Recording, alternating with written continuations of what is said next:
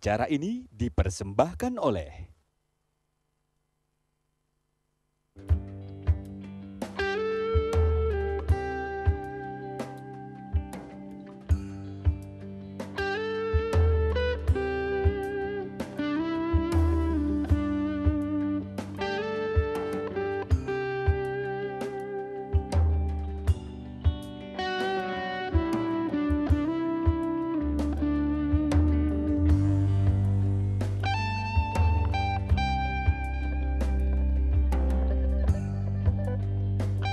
Ketahanan pangan adalah ketersediaan pangan dan kemampuan seseorang untuk mengaksesnya. Sebuah rumah tangga dikatakan memiliki ketahanan pangan jika penghuninya tidak berada dalam kondisi kelaparan atau dihantui ancaman kelaparan. Ketahanan pangan adalah sebuah kondisi yang terkait dengan ketersediaan bahan pangan secara berkelanjutan. World Health Organization atau WHO mendefinisikan 3 komponen utama ketahanan pangan, yaitu ketersediaan pangan, akses pangan, dan pemanfaatan pangan. Ketersediaan pangan adalah kemampuan memiliki sejumlah pangan yang cukup untuk kebutuhan dasar. Akses pangan adalah kemampuan memiliki sumber daya secara ekonomi maupun fisik untuk mendapatkan bahan pangan bernutrisi. Pemanfaatan pangan adalah kemampuan dalam memanfaatkan bahan pangan dengan benar dan tepat secara proporsional. FAO menambahkan komponen keempat, yaitu kestabilan dari ketiga komponen tersebut dalam kurun waktu yang panjang. Berdasarkan Peraturan Daerah Kabupaten Boyolali Nomor 16 Tahun 2011 tentang Organisasi dan Tata Kerja Perangkat Kabupaten Boyolali, yang salah satunya pembentukan Badan Ketahanan Pangan dan Pelaksana Penyuluhan Kabupaten Boyolali, disebutkan bahwa Kantor Badan Ketahanan Pangan dan Pelaksana Penyuluhan merupakan unsur penunjang pemerintah daerah yang dipimpin oleh seorang kepala badan yang berada di bawah dan bertanggung jawab kepada Bupati melalui Sekretaris Daerah. Mempunyai tugas pokok membantu Bupati dalam menyelenggarakan pemerintah di bidang ketahanan pangan dan pelaksanaan penyuluhan pertanian, perikanan, dan kehutanan. Dalam rangka melaksanakan tugas tersebut, Badan Ketahanan Pangan dan Pelaksana Penyuluhan Kabupaten Boyolali mempunyai fungsi 1. Perumusan kebijakan teknis di bidang ketahanan pangan dan keamanan pangan serta pelaksanaan penyuluhan pertanian, perikanan, dan kehutanan. Kedua, pemberian dukungan atas penyelenggaraan pemerintahan daerah di bidang ketahanan dan keamanan pangan, serta pelaksanaan penyuluhan pertanian, perikanan, dan kehutanan. Dan ketiga, pembinaan dan pelaksanaan tugas di bidang ketahanan pangan dan keamanan pangan, serta pelaksanaan penyuluhan pertanian, perikanan, dan kehutanan. Keempat, pengkoordinasian dan fasilitasi pelaksanaan tugas penyuluh pertanian, perikanan, dan kehutanan. Kelima, pelaksanaan tugas lain yang diberikan oleh Bupati sesuai dengan tugas dan fungsinya. Sesuai dengan misi Badan Ketahanan Pangan dan Penyuluhan Kabupaten Boyolali, yakni menyelenggarakan fasilitas dan pembinaan dalam ketersediaan cadangan dan distribusi pangan, dibentuklah Gabungan Kelompok Tani Marsudi Mulyo, Desa Tawangsari, Kecamatan Teras, Boyolali. Kami perkenalkan, kami dari Gapotan Marsudi Mulyo, Desa Tawangsari. Mungkin sedikit perlu kami informasikan bahwa keberadaan kelembagaan ini di Desa Tawangsari mulai aktivitas, ya, itu mulai dari tahun 2008, mohon maaf. Terus rintisan mulai budidaya kita awali di tahun 2008, cuman action kita untuk kegiatan ekonomi itu kita mulai di tahun 2009. Itu berawal dari kami mendapatkan kepercayaan dari Badan Ketahanan Pangan Kabupaten Boyolali untuk mengelola dana LDPM, ya, yang sampai sekarang ini alhamdulillah sudah bisa melakukan kegiatan dan mengelola keuangan itu dengan semaksimal mungkin. Perlu kami informasikan juga bahwa dalam pengelolaan itu kami ditarget bagaimana memperbanyak pembelian gabah pada petani sehingga berdampak pada nilai pendapatan petani yang signifikan. Namun demikian untuk mengimplementasikan itu tidaklah mudah, sehingga kita perlu membangun kiat-kiat bersama baik antara petani, kelompok tani, dan Gapotan itu sendiri. Nah, kami akan banyak ceritakan tentang bagaimana keluh kesah pengelolaan di tingkatan Gapotan, bahwa kita sadari bersama menumbuhkan kegiatan ekonomi di tingkatan kelembagaan Gapotan tidaklah mudah. Namun dengan niatan yang serius dan didukung oleh beberapa pihak, saya pikir akan kita wujudkan harapan-harapan, baik itu harapan masyarakat petani, harapan kelembagaan, dan harapan pemerintah. Ya, jadi pengelolaan Gapotan ini kita kelola mulai dari hulu sampai hilir, bahkan kita perkuat di tingkatan prosesnya sehingga bisa menjamin baik kualitas ataupun kontinuitasnya produk yang akan kita pasarkan kepada konsumen. Dalam kegiatan di tingkatan hulu kita mengorganisir petani bagaimana bisa mengidentifikasi potensi lahan sehingga bisa melakukan budidaya baik dari sisi benih dan pupuknya sehingga diharapkan itu bisa memproduksi kualitas gabah ataupun beras yang diharapkan oleh Gapotan sebagai lembaga processing dan lembaga pemasaran. Dari sisi unit processing memang kita masih banyak kendala dalam ini mungkin sarana prasarana dan infrastruktur sehingga kapasitas yang kita miliki itu pun belum tentu bisa meresap semua gabah yang dihasilkan oleh anggota dalam ini petani.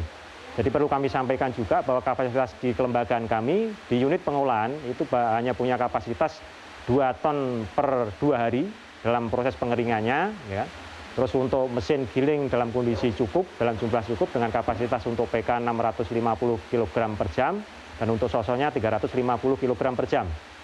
Nah, dalam rangka upaya untuk meningkatkan pendapatan di tingkatan petani, kita budakan pembeda bagi petani yang kita dampingi memang kita berikan apresiasi berupa penambahan nilai produksi yang dihasilkan itu dalam bentuk rupiah itu kurang lebih 100 sampai 200 rupiah per kilogram dalam bentuk GKP ataupun beras.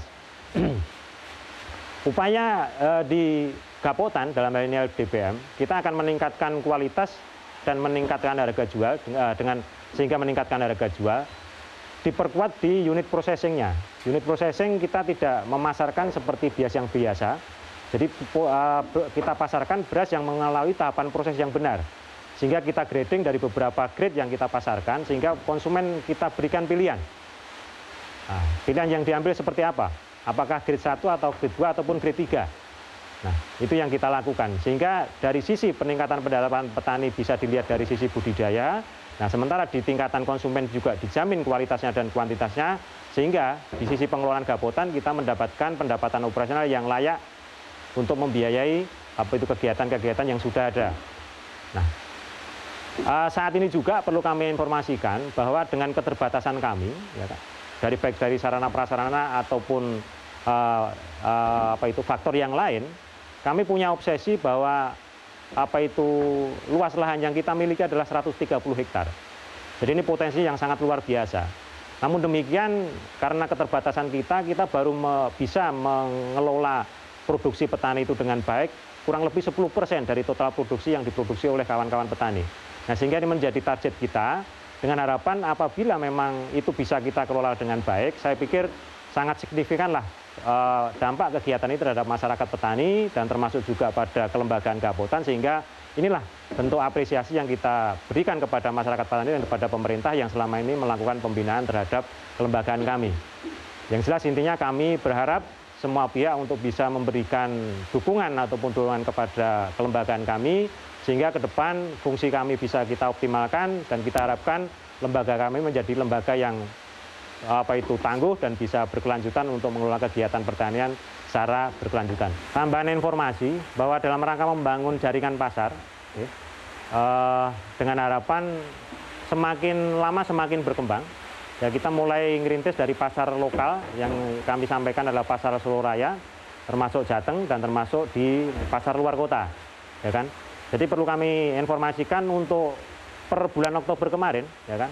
Ini untuk pasar dalam kota, gitu, dalam arti Solo Raya dan Jawa Tengah itu kurang lebih 16 ton. Jadi untuk pasar yang untuk luar kota baik Surabaya ataupun Jakarta kurang lebih 15 ton. Ya. Nah itu dari beberapa jenis, ya, baik mulai dari beras merah, beras pandan dan beras C4 ataupun beras yang biasa termasuk sirang di dalamnya. Ya. Nah terus masuk juga kita rintis di akhir tahun 2015 kita mulai kerjasama dengan Perum Bulog wilayah regional 4 Surakarta, wilayah regional 2 Surakarta, mohon maaf. Jadi kita mulai kontrak dengan Perum Bulog untuk pemenuhan kebutuhan beras premium Perum Bulog. Dan kita sudah kontrak awal karena ini sudah akhir tahun, jadi ada istilahnya sisa kegiatan itu kita kontrak awal 15 ton. Ya. Alhamdulillah sudah terpenuhi dan di tahun 2016 kita proyeksikan untuk bisa membantu pemenuhan kebutuhan Perumbulok dalam rangka mewujudkan beras sejahtera di tahun 2016 kurang lebih 16.000 ton tahun 2016. Nah, kami berharap dukungan semua pihak sehingga nanti kerjasama ini bisa kita wujudkan dan disitulah nanti titik kegiatan kita yang mengawali dari keberhasilan-keberhasilan yang akan kita capai bersama.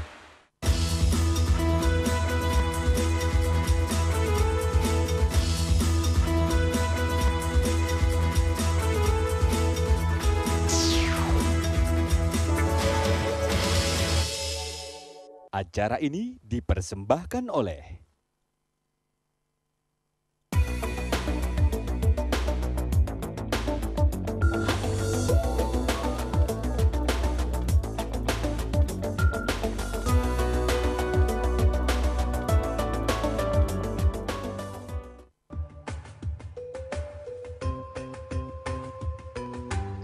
Batik Kudus mulai berkembang pesat pada era 1970-an. Batik Kudus memiliki corak mirip dengan batik Pekalongan dan Lasem, karena secara geografis Kudus berdekatan dengan dua kota tersebut. Batik Kudus yang dibuat oleh pengrajin Cina dikenal dengan batik nyonya atau batik saudagaran, yang mempunyai ciri khas kehalusan dan kerumitannya dengan isen-isennya, dan kebanyakan dipakai oleh kalangan menengah ke atas. Motif yang dibuat, coraknya juga lebih ke arah perpaduan antara batik pesisir dan batik Mataraman. Batik Kudus yang dibuat oleh pengrajin asal Kudus atau pribumi dipengaruhi oleh budaya sekitar, dan coraknya juga dipengaruhi batik pesisiran. Motif yang dibuat mempunyai arti ataupun kegunaan, misalnya untuk acara akad nikah, ada corak kudusan seperti busana kelir, burung merak, dan ada pula motif yang bernafaskan budaya Islam atau motif isi amik kaligrafi. Salah satu motif yang dikenal di Kudus adalah motif kapal kandas. Menurut sejarah yang dituturkan juru kunci Gunung Muria, ada kaitan dengan sejarah kapal Dampo Awang milik Sampokong yang kandas di Gunung Muria.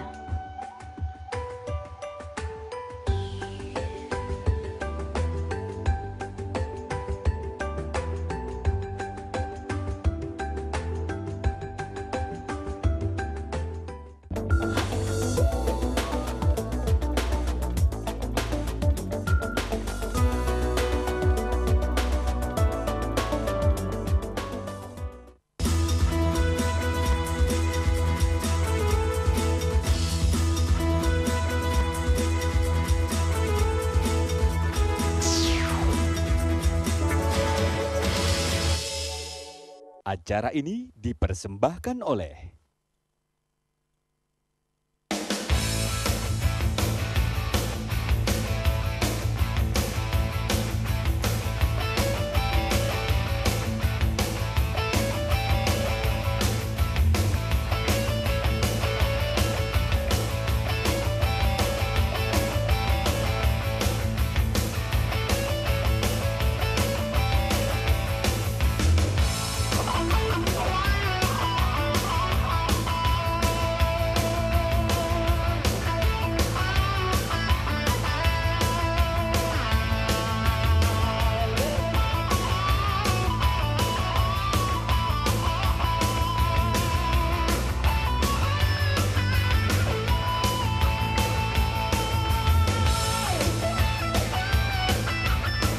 Sesuai dengan program pemerintah tentang ketahanan pangan keluarga, maka dibentuklah program KRPL atau Kawasan Rumah Pangan Lestari.